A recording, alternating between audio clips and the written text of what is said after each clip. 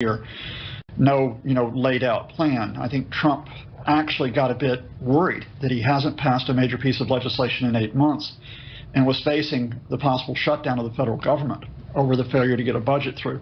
That's why I made the quick shift towards the Democrats on the debt ceiling, first of all, and then over immigration and DACA. In terms of the influence of the officials you're talking about, I do think that it is right that with Steve Bannon gone and with the rise of people like Chief of Staff John Kelly, the increasing influence of the Defense Secretary James Mattis, that it means that Trump is more contained. But remember, some of those, quote, traditional officials you talked about, like Gary Cohn, the chief economic advisor, Trump has frozen him out since Cohn's comments last month condemning the president over, or at least criticizing the president over the Charlottesville response. So we still aren't certain, even if Trump is contained, whether there's an organized strategy coming out from these advisors in the White House. The president does pride himself in being unpredictable, and there have been a series of contradictions coming out of this White House. So as you point out, we'll have to wait and see on this. Let's look ahead to this week, though, the UN General Assembly. It's a big week. World leaders coming to New York. Given the topics, some of these topics we just talked about, Scott, what do you expect the president's reception will be as these world leaders convene in New York? Well, everybody will smile nicely for the cameras. I mean, the president will meet, for example, the leaders of France, Israel, Turkey, and in the context of the North Korean crisis, Japan and South Korea. But it's what happens behind the photo opportunities. And there I wouldn't be looking to what is said with Trump or even to Trump's speech. Who are they? Which U.S. officials are they talking to? Are they talking to Nikki Haley, the ambassador? Are they talking to Secretary of State Rex Tillerson or others? Because let's checklist the issues. North Korean crisis, the Iran nuclear deal, issues about climate change, health, the Middle East, the fight against the Islamic State. And there, Trump really doesn't give you a reliable guide as to what you do with the U.S. I think people will, of course, be very polite to him, but you're talking about a very, very long-term process to get some type of renewed relationship with the adults in the White House playground. It will be the first time we see the America First policy being with the rest of the world that is interconnected and intertwined. Scott Lucas, thank you so much for your time today. We'll stay in touch with you. Thank you. The Pentagon says transgender troops are allowed to re-enlist in the United States military. This from the Pentagon as officials review President Trump's ban on transgender recruits. The president, his recent order sparked controversy and many critics calling it discriminatory. Transgender troops have been openly serving in the U.S. military since June of 2016. Now to the U.S. state of Missouri. Authorities in the city of St. Louis say they have arrested 9 more people during weekend protests against police violence. The demonstration started when a former police officer was found not guilty of the murder in the shooting death of an African-American man back in 2011. CNN's Ryan Young has this story for us. And we are on Delmar Boulevard. If you look behind me, you can see the heavy machinery that the police brought in here. That's a Bearcat and the officers in their riot gear. About 50% of the businesses that are coming down Delmar Boulevard look like they've suffered some sort of damage. We were standing in the crowd. Look, the organizers told the peaceful marchers to go home. But about a half hour after that, we saw another group that decided to stay here. And that started to build, and there was a confrontation between police and those protesters. At some point, someone started throwing rocks and bottles at the officers. They started breaking out windows of businesses. Officers started to advance. They tried to arrest a few people, and then it was total bedlam. People started running for their lives. We saw people being pushed down in the streets. We saw cars racing down the street, and we saw officers advancing. At this point right now, you can see how they've staged right here to make sure that that property damage should stop. I can tell you, though, there were some tense moments that were very scary here. You thought it was going to get out of hand. Police got it back under control in about 30 minutes. Ryan Young, CNN, St. Louis. Ryan, thank you for the report. Still ahead here on Newsroom, the leader of North Korea says his goal is to achieve military equilibrium with the United States. Plus, world leaders converge on New York for the UN General Assembly, a preview of the global get-together. We're live from CNN World Headquarters in Atlanta. To viewers here in the United States and all around the world, you're watching CNN Newsroom. It is always good to have you with us. I'm George Howell with the headlines we're following for you. this hour. Police in the United Kingdom say they've made a second arrest following the bombing in the London Tube on Friday. A 21-year-old suspect was arrested in West London late Saturday.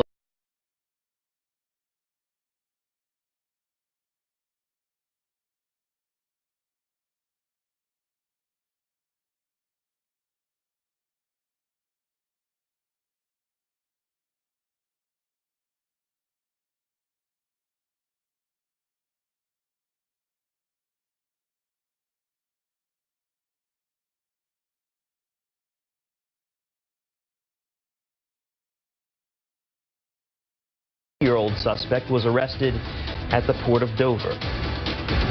The Trump White House says it has not changed its position on quitting the Paris Climate Accord. This contradicts a European diplomat who told reporters the U.S. appeared to be softening its position about leaving. World leaders will be looking for clarification when the UN General Assembly convenes in New York this week. Tropical Storm Maria is the latest threat to the Caribbean. Take a look here at the satellite. You see what's happening here. Barely a week after Hurricane Irma devastated so much of the Caribbean islands. Maria has sustained winds reaching about more than 80 kilometers per hour. The storm is forecast to strengthen and could become a hurricane by Monday. More pressure on North Korea through sanctions. That was the agreement by South Korean President Moon Jae-in and the U.S. President Donald Trump during a phone call just a few hours ago. CNN's Ivan Watson explains how other countries are also reacting to North Korea's latest provocations. North Korea faces near universal condemnation from the international community for the launch of a ballistic missile on Friday morning local time here. The United Nations Security Council condemned it, called a threat to regional peace and stability, especially since this flew over Japanese territory, which is an inherent threat against Japan. The U.S. and its allies here in the region, South Korea and Japan, condemned this, and also Beijing and Moscow, two countries that have in the past provided some cover to North Korea, particularly from more punitive sanctions.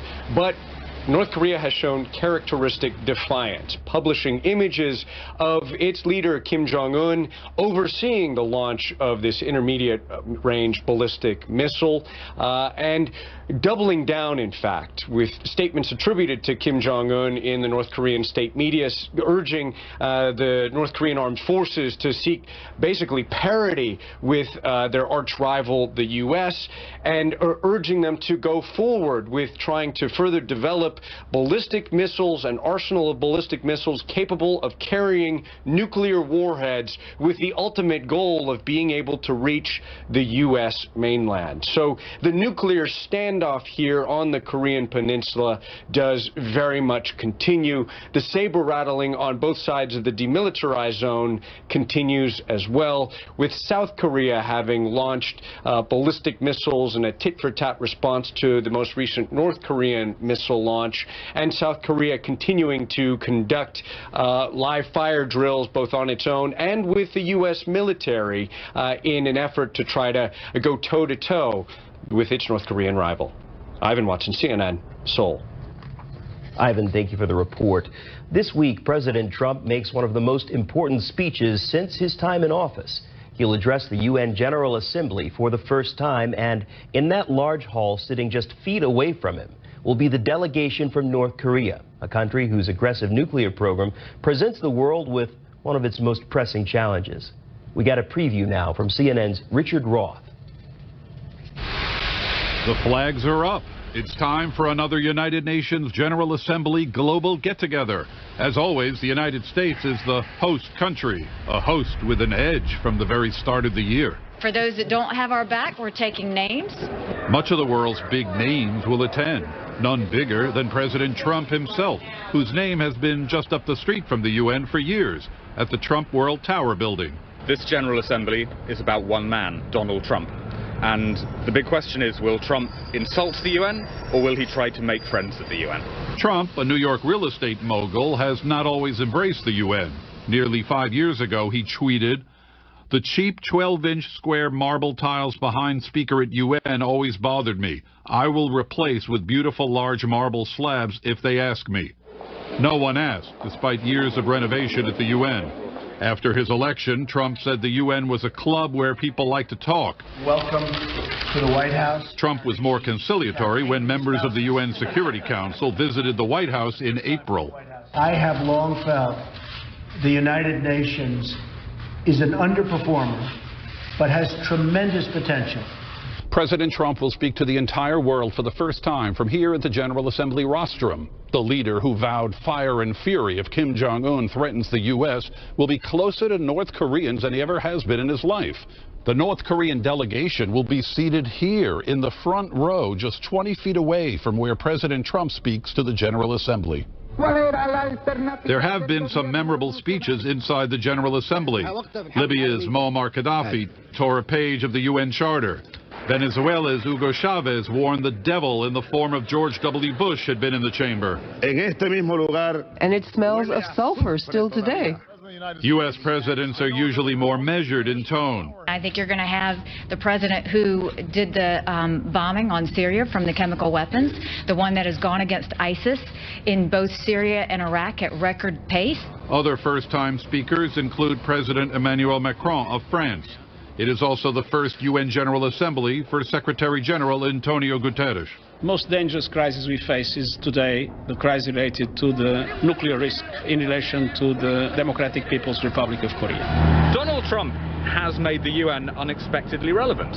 We thought that Trump was going to trash the organization, but his single biggest foreign policy priority, containing North Korea, is being handled right here in the Security Council. Trump will also call for more reform of the UN. Unclear if he again demands changing of the marble. Richard Roth, CNN, United Nations. Richard, thank you. Coalition forces say that a Russian attack injured members of the U.S.-backed Syrian Democratic Forces. This strike hit the rebel group near the former ISIS stronghold, the city of Deir ez-Zor, Syria. Both Russian troops and coalition forces are trying to push ISIS fighters out of that area. It is not a coordinated effort, as the U.S. backs forces who want to overthrow the Syrian president, Bashar al-Assad.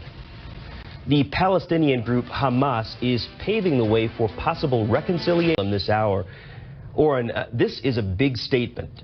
Where does it go from here? It absolutely is a big statement, and the question is, how does the response come and in what form? So the statement comes from Hamas that they will dissolve their administrative committee.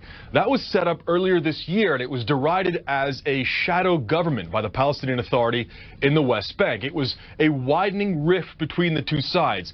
The fact that the militant group Hamas has now said, look, we'll dissolve this administrative committee, we're ready for a unity government, we're ready to go to elections, it's a very big statement that they're ready to move forward, give up perhaps control of Gaza and hand over control of Gaza and the West Bank all to the Palestinian Authority. But for now, it's just a statement. We need to see what the next step is and critically what the response is from the Palestinian Authority and their president, Mahmoud Abbas. We haven't gotten a statement from there yet, but that'll be what we're looking at now. Does he accept this, or does he put some form of condition on it or qualify it in some way that makes it difficult to move forward instead of paving the way to move forward? So that is the critical question now. It is, you're absolutely right, a very big statement, a move towards reconciliation. But it's a move that Palestinians, the public, have seen before. Statements about reconciliation without the necessary steps to follow through on those statements. It is important, Oren, and good to get the context from you because, again, very, very big statement here. But again, the question is, where will it go from here? And just to push forward a bit for our viewers to explain, so what would a unity government, how would that work moving toward general elections?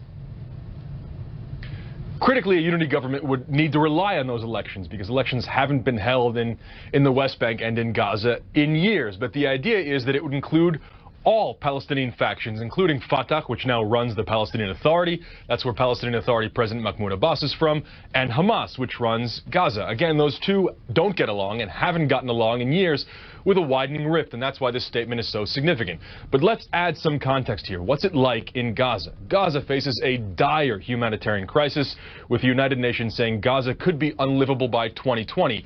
In recent months, in an attempt to pressure Hamas to give up control, Palestinian Authority President Mahmoud Abbas has taken steps against Hamas, trying to put pressure on Gaza, again, trying to put pressure on Hamas. That includes cutting salaries in Gaza, that includes reducing electricity to Gaza, and reducing the medicine supply to Gaza. The goal there was to pressure Hamas, and it seems after some of those measures were taken, Hamas found itself in dire circumstances, had to turn to Egypt, to Iran, to other countries, and now makes this decision, saying it's willing to dissolve its administrative committee, move towards a unity government, and move towards reconciliation with Fatah. One more thing I'll point out, George, and that's that in May, Hamas unveiled their new policy document, in which, for the first time formally, they said we're willing to accept a Palestinian state on 1967 lines, even if we're not willing to recognize Israel and we're not willing to give up violent struggle. It was a big statement from Hamas. This could be seen as a continuation of some of that. Critically, George, the question remains, where does this all lead, and does this become more than statements? Okay, Oren, one other question, though. How will all this be received? And again, a statement, but how will it be received by Israel? So, I've heard many times before in talking to people about the split between Hamas and Fatah, the split between Gaza and the West Bank, that the biggest beneficiary is Israel, as the Palestinian people are split. 2 million in Gaza who are under Hamas, and 2 million roughly in the West Bank who are under Fatah. We haven't gotten an Israeli response yet. It'll be interesting to see what they do say. Where we'll get a sense of that, perhaps, is at the United Nations General Assembly, which is this week. Prime Minister Benjamin Netanyahu speaks on Tuesday. Palestinian Authority President Mahmoud Abbas speaks on Wednesday. We expect, or perhaps we'll see them address this in some way and start to get a better sense of how this all shakes out. We'll have to look on to this big meeting of world leaders in New York. Oren Lieberman, live in Jerusalem. Thank you for the reporting today. A big story. We'll stay in touch with you for sure. Multiple protests took place in Washington, D.C. on Saturday. One significant protest in support of the U.S. President Donald Trump, others standing up for Black Lives Matter, and one group was marching on behalf of the most hated band in the world. Our Ryan Nobles had a look at the opposing rallies. There was a heavy police presence in Washington, D.C. on Saturday as a number of rallies from a variety of different perspectives that took place. One of them was the mother of all rallies. This was a group of Donald Trump supporters that gathered near the Washington Monument, not under the banner of Republican or Democrat, but just with the goal of uniting behind President Trump. And there was a moment that could have turned out bad. That's when a group of Black Lives Matter supporters approached the stage. One of the people on stage speaking on behalf of President Trump actually invited those Black Lives Matter supporters on stage, and this is what happened. This is what I want y'all to do. I want y'all to listen to me very carefully. I want y'all to listen to me very carefully. My name is Henry Davis. I'm a brother. I'm a brother. I want y'all to step back behind that line. If you want to be on this stage with me, I want y'all to get behind that line and don't come past that line. All right? I'm giving y'all a chance to put your fists up. Don't say a word. Don't disrespect my platform. Are we clear? No, you're not going to say nothing. If you want to say something, you got to go down now. This is my platform. I'm giving you a chance to stay up here. Don't nobody want to hear you speak. Security, get them off the stage. Get them off the stage. I try to give them a chance. I try to give them a chance. Y'all need to go. Y'all need to go. Y'all need to go. Y'all need to go. You're not going to wait till I get through. You need to go. You need, hey brother, you need to go. You need to go. No, let me do this. Let me do this. Let me do this. Are you getting this? Are you getting this? The protesters from Black Lives Matter ended up leaving the stage peacefully. There was no violence at any time. In fact, there were a number of instances where there was minor skirmishes with people from different perspectives. They all ended amicably, which was the goal of this rally, to speak on behalf of the president, but do it in a much different way than what happened in Charlottesville. And the organizers feel as though they were able to pull that off successfully. Now, at the same time that this rally was taking place, just down the National Mall near the Lincoln Memorial was a rally in support of the Juggalos. This is a group of people who are devotees of the rap metal band, the Insane Clown Posse. They were in Washington because they wanted to protest the fact that they'd been named a gang by the FBI. They also had a very peaceful protest. They did march near the Washington Monument, but never interacted with the folks at the Mother of All rallies. So, overall, a very peaceful but vocal day here in the nation's capital. Ryan Nobles, CNN, Washington, D.C. Ryan, thank you. If you can't make a movie out of the American classic Catcher in the Rye, then make a